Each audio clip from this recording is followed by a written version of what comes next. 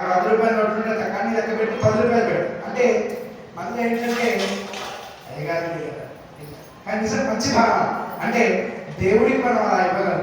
అదే ఒక సినిమాకి వెళ్ళారనుకోండి, ఒక మాల్కి వెళ్ళారనుకోండి, అక్కడ మీకు 10 రూపాయలకి కానీ వస్తుందా అండి? మీరు చెప్పులు పెట్టే స్టాండ్లో కూడా వాడు 30 రూపాయలు 50 రూపాయలు తీసుకుంటాడు, 10 రూపాయలు తీసుకోవట్లేదు. అంటే అంత స్థితికి వెళ్ళిపోతున్నామా అంటే భగవంతుడి యొక్క అనుగ్రహం ఎంత ఒక్కటి మనం ఆలోచించాలి. మనం 1 రూపాయి వేసినా 1 రూపాయి వెయ్యకపోయినా ఆయన మనల్ని అనుగ్రహిస్తాడు అనేటటువంటి విశ్వాసం మనకు ఉంటే మన దాన్ని ఖచ్చితంగా అనుగ్రహిస్తాడు. కానీ అలా అని చెప్పి మనం దేవుడికి ఏమి ఇవ్వాల్సిన అవసరం లేదు, దేవుడికి ఏమి ఇవ్వక్కర్లేదు. మనం ఎలా ఉండగలగాలి అంటే మన యొక్క శరీరాన్ని మొత్తాన్ని కూడా భగవంతుడికి మనం వినియోగించగలిగితే చాలు, అదే గొప్పతనం.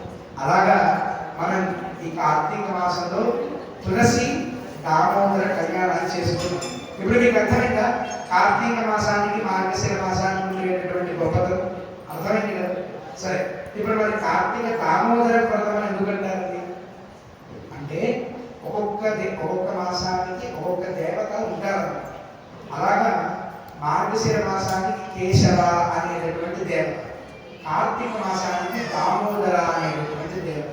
కాబట్టి అటువంటి విష్ణుమూర్తి యొక్క మరొక అంశగా పూజించేటటువంటి దామోదరుణ్ణి ఈరోజు మనం ఆరాధన చేసుకుంటాం. దామోదర అనే పేరు ఎందుకు వచ్చిందండి తెలుసా ఎవరికైనా? అసలు దామోదర్ అంటే అర్థం ఏమిటి అంటే శ్రీకృష్ణ పరమాత్మ చిన్నప్పుడు బాగా వెన్న తింటూ ఉండేవాట. ఒక మంచి శ్లోకం చెప్తారు మనకి, పీఠే పీఠ, శ్రీకృష్ణ కరుణామృతం అని ఒక శ్లోకం. అందులో ఒక శ్లోకం ఉంటుంది, పీఠే పీఠ నిషన్న బాలకగళే తిష్టన్ స గోపాలక యంత్రాంత స్థిత దుఃఖ భాండ మమరుద్యాచార్య ఘంటారవం అంటారు. ఒకసారి కృష్ణుడు ఏం చేశాడంటే ఎక్కడికి వెళ్తే ఎవరికి వెళ్తే వాళ్ళ ఇంటికి వెళ్ళి దొంగతనం చేసి తినేస్తాం. కృష్ణుడు ఎలాగైనా సరే కృష్ణుడిని రెడ్ హ్యాండెడ్గా పట్టుకోవాలి అని గోపికలందరూ ఫిక్స్ అయ్యారు. ఏం చేశారంటే ఉట్లని మన ఉట్లు తయారు చేసి ఆ ఉట్లలో వెన్న దాచిపెట్టారు. దాచిపెట్టి దానిపైన అప్పట్లో వాళ్ళ ఇంటి పైన కట్టారన్నమాట. అందులో ఒక్క ఉట్టిలో ఉండేటటువంటి వెన్నను ముట్టుకుంటే అల్లారం మోగేట్లో ఒక ఫ్లాగ్ చేసి పెట్టారు. ఇప్పుడు చూడండి, మనం ఒకటి ముట్టుకుపోయి ఇంకోటి ముట్టుకుంటే తక్కువ కొన్ని అల్లారమ్స్ మోగుతుంది. మీరు పెద్ద అపార్ట్మెంట్కి వెళ్తే అక్కడ ఒకటి ముట్టుకుపోయి ఇంకోటి వస్తే కనుక అల్లారం ఎట్లా మోగుతుందో అలా తక్కువ మనం ఎవరైనా దొంగ వస్తే రెడ్ హ్యాండెడ్గా పట్టుకోవడానికి, ప్రధానంగా శ్రీకృష్ణుని పట్టుకోవడానికి వాళ్ళంతా ప్లాన్ చేశారు. ప్లాన్ చేసి ఏం చేశారంటే ఎలాగైనా కృష్ణుడిని ఈరోజు రెడ్ హ్యాండెడ్గా పట్టుకోవాలి. రెడ్ హ్యాండెడ్ అంటే అర్థం ఏంటి? వెన్నని దొంగలించే టైంలో పట్టుకోవాలి. ఎందుకంటే లేకపోతే కృష్ణుడు ఏదో ఒక సమాధానం చెప్పి తప్పించుకుంటాడు. అప్పుడు కృష్ణుడు వచ్చాక వచ్చి నెమ్మదిగా గోపిక ఇంటికి వెళ్ళి గోపిక ఇంట్లోకి దూరి అక్కడ వెన్న తిందామని సిద్ధపడి వెన్న కనిపిస్తే ఒక పీట మీద ఇంకో పీట, ఇంకో పీట మీద ఇంకో పీట, ఇంకా అందకపోతే ఆ పీటల మీద తన స్నేహితుడిని పెట్టుకొని ఒక స్నేహితుడి మీద ఇంకో స్నేహితుడు, ఆ స్నేహితుడు ఇంకో స్నేహితుడు, ఆ పైన కృష్ణ పరమాత్మ తీసుకొని వెన్న తింటున్నాడు.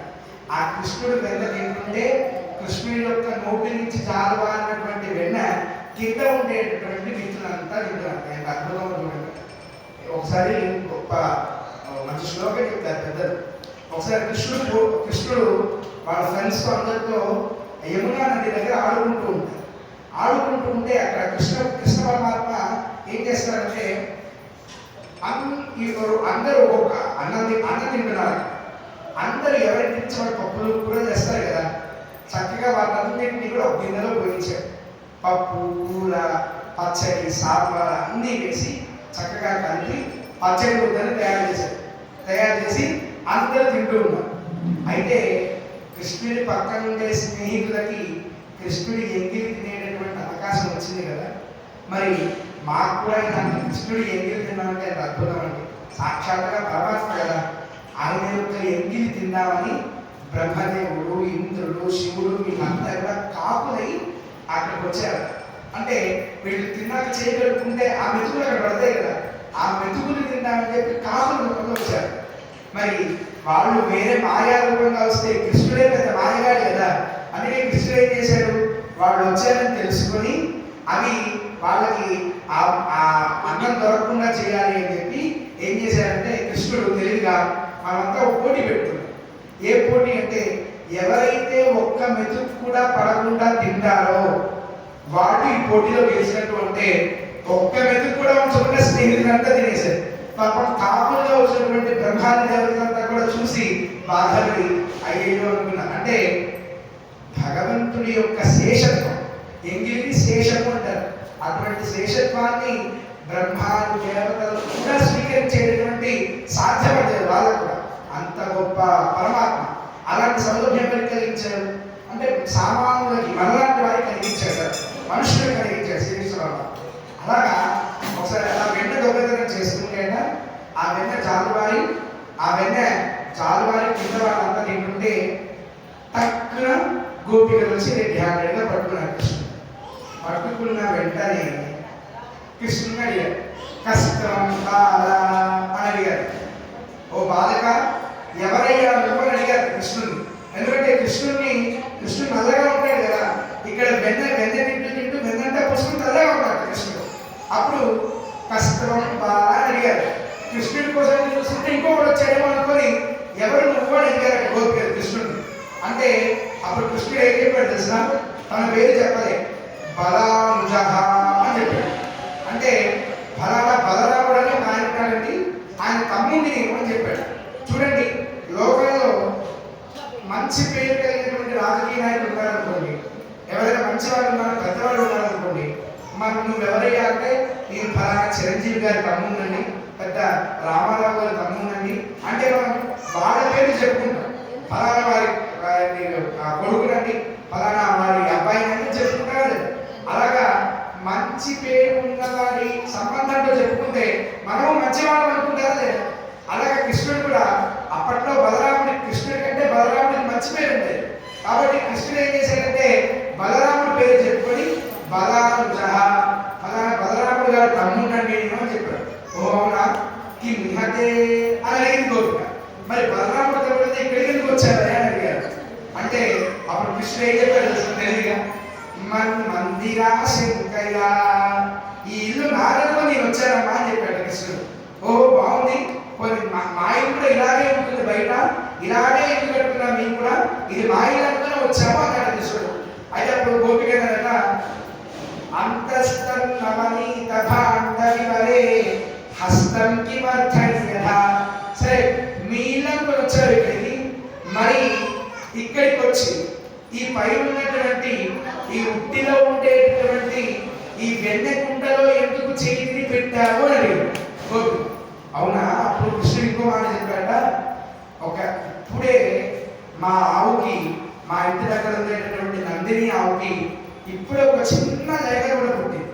ఆ తెల్ల లేగ కూడా పారిపోయి మీ ఇంటికి వచ్చి మీ ఇంట్లో ఈ కుండలో దాక్కుందేమో అని చూడడానికి వచ్చి తెల్లగా కనిపిస్తే చేయి పెట్టాను, అందుకే మా లేగ కూడా అనుకున్నాను, చూస్తే వెన్నుంది కదా చేయి పెట్టారు కదా నేను ఎలాగో తింటున్నాను అని చెప్పాడు కృష్ణుడు.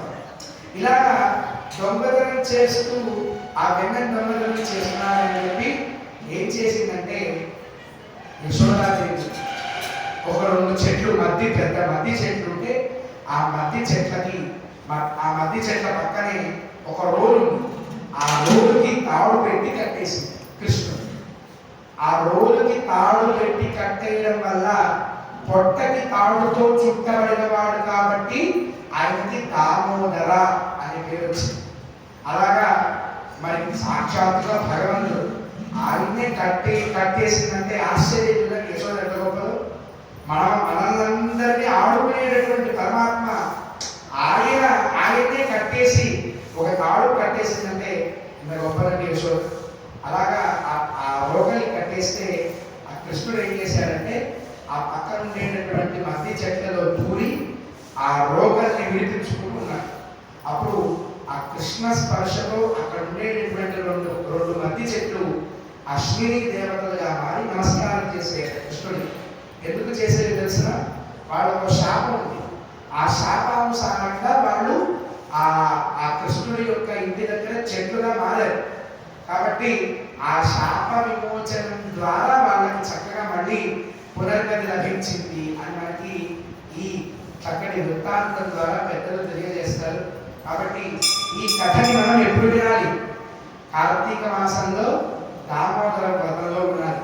ఇప్పుడు మనం దామోదర వ్రతం చేసుకోకపోయినా దామోదరుడి కథ విన్నాం కాబట్టి దామోదర వ్రతం చేసుకున్నంత ఫలం మీకు అందరికీ కూడా దక్కింది.